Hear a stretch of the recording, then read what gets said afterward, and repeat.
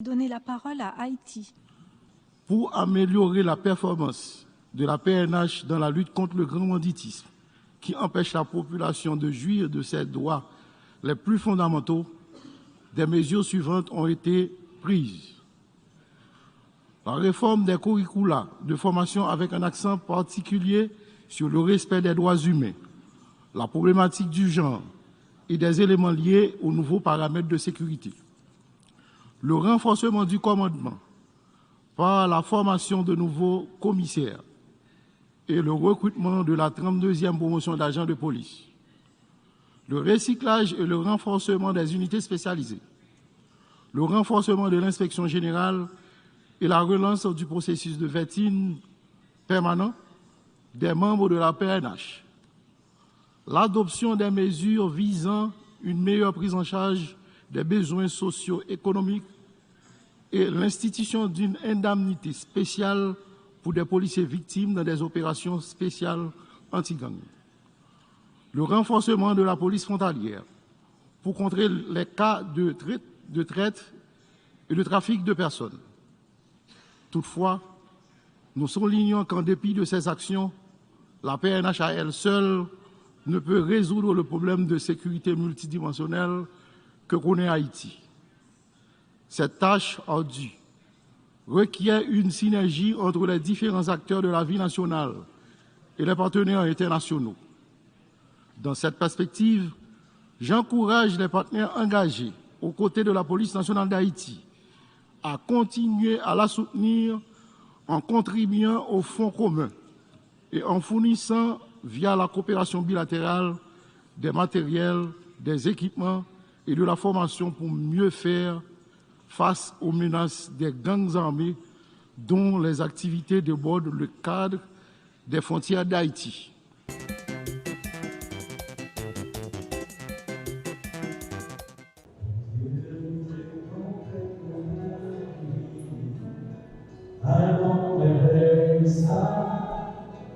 Depuis longtemps la respiré, faites la belle. C'est mon Dieu qui l'élève, qui convoque, c'est lui qui a cherché, qui va sembler, alléluia, Dieu n'en fait la carrière. Alors m'éveille ça, depuis que longtemps la respiré.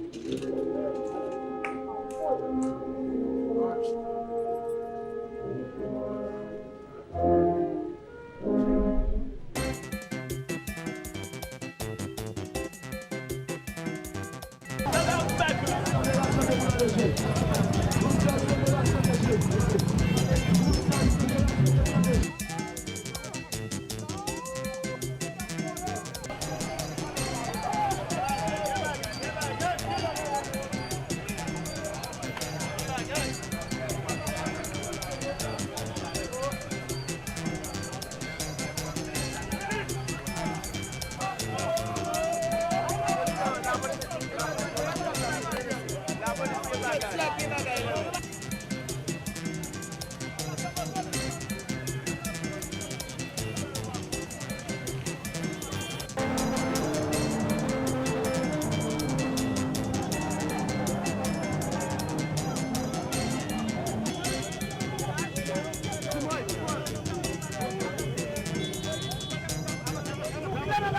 dit là, c'est pas quoi nous disons. Population haïtienne de revendication. Combien Haïti paradis pour tout le monde? Oubliez, laissez 2% qui n'ont pas dit. Et puis 90% dans misère noire dans l'enfer, nous pas d'accord. C'est ça que fait. Population dit cette fois-ci, nous allons tester nous. Et tout le temps, le lâcher de l'eau, nous pas c'est ça.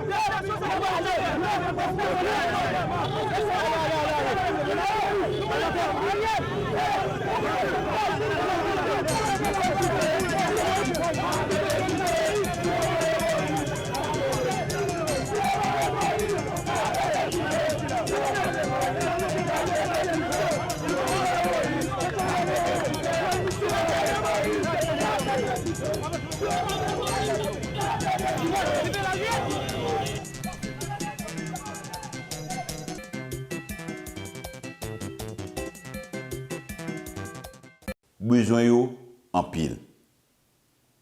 Est-ce que nous trouvons ça normal pour l'État besoin de lancer quelques programmes apaisement social pour nous réussir mobiliser seulement 3 milliards de goudes? Alors que nous avons dépensé plus passer 50 milliards de goudes pour subventionner gaz pour les gens qui t'a qu'à payer dans un prix normal. Avec tout ça, gaz là t'a toujours vendu puis bon marché longtemps parce que gens malfecteurs a vendu dans marché noir. Nous pral gain pour nous ajuster prix gaz là. Nous voulons gaz là disponible tout le temps dans pompe yo, dans tout le pays. Nous travaillons sur ça et dans un petit temps qui pas trop loin, nous devons recommencer à joindre gaz là régulièrement. Moi connais des gens qui peuvent essayer de chauffer tête nous. Dis nous prendre la rue pour prix gaz là pas venir dans prix normal li. Yo pas content. Ouais, nous joindre des solutions durables parce que plus pays a un problème, plus yo penser yo ka fait l'argent et fait mobilisation pour faire capital politique.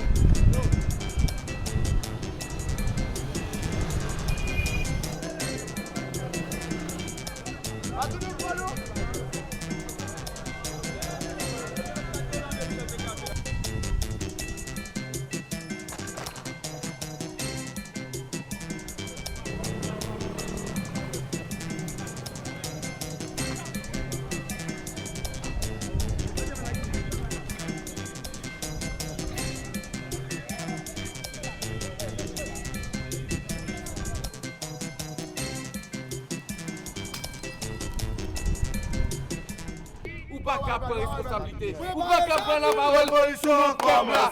Jamais. Ariel Henry, ou pas qu'à prendre la parole. Révolution comme là. Ariel Henry, qui gaz parlementaire. Sous Jovenel.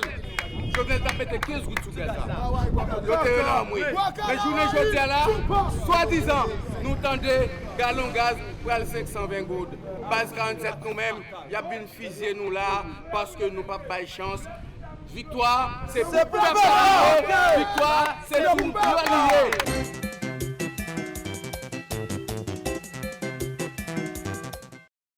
Et je donne à présent la parole à son Excellence Monsieur Jean-Victor Généus, le ministre des Affaires étrangères et des cultes d'Haïti.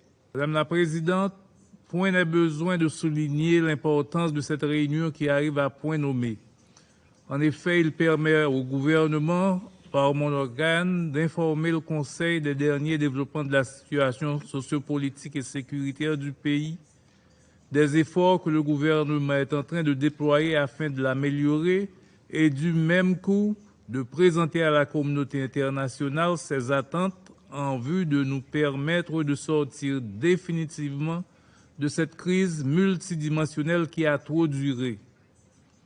Le 12 septembre dernier, des manifestations violentes ont éclaté dans le pays suite à la décision du gouvernement de cesser la subvention des produits pétroliers, entraînant du même coup l'augmentation des prix du prix des carburants. Cette décision, quoique difficile, était un impératif car l'État perdait un total de 400 millions de dollars par année. D'autre part, il s'agissait d'assainir les finances publiques en adoptant un budget d'austérité par des réformes macroéconomiques. Le gouvernement a entrepris une grande réforme au niveau de l'administration générale des douanes pour lutter contre la contrebande, augmenter les recettes douanières et freiner l'entrée des armes et des munitions dans le pays. Ainsi, ces mesures ont permis à la douane de collecter pour le mois d'août près de 8 milliards de gourdes, soit une augmentation de plus de 40%. Je suis en mesure d'annoncer qu'à l'exception de quelques cas isolés, la situation est globalement sous contrôle et le calme est revenu dans plusieurs parties du pays. C'est l'occasion de féliciter le professionnalisme de la PNH, la police nationale, qui a su reprendre le contrôle de la situation et limiter les dégâts face à des gangs mieux armés et